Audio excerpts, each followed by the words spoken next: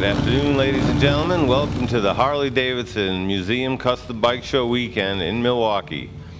I have with me Steve Iacona from New York. He has entered many of our shows across the United States this past building season, and he's entered in the modified Harley class here today. Steve, you know, it's kind of an interesting bike that you have in that the rules for modified Harley state that you can't cut the neck to stretch or rake the frame.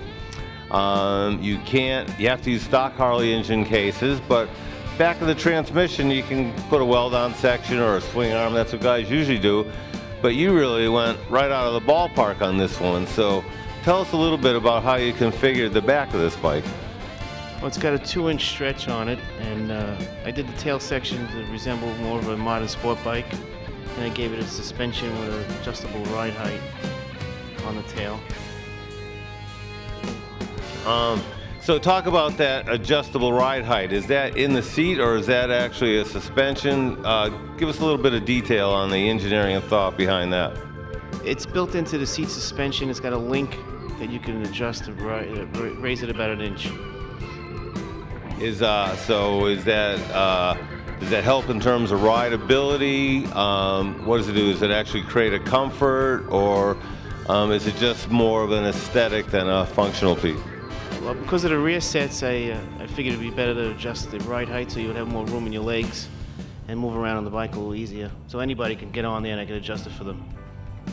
That's great. You know, usually rear sets are something you see on a sport bike, and obviously this has a rigid type tail section, but it does again have that sport bike look. So it's a pretty unique interpretation of what's going on here for a custom motorcycle. So very, very interesting, as you can see in the detail of this photo.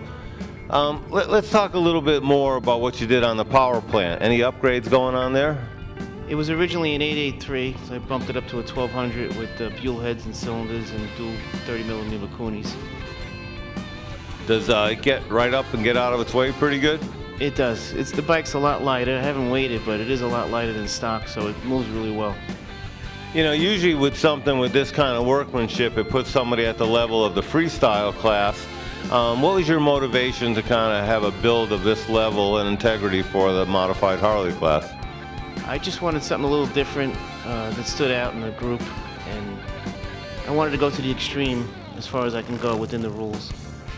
Well done, and little did you know that as this is our first year at the Harley-Davidson Museum AMD Qualifier Show, that the modified Harley class was going to be the premier show of the weekend, so kudos for you, man. Good choice.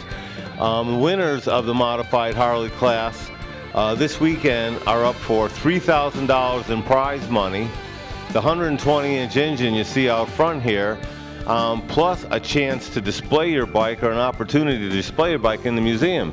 So, hey, were you aware of that? What do you think about that? Maybe getting your bike in the Harley-Davidson Museum. Oh, that would be an honor. That would be really top off the weekend. That would be really nice to be there.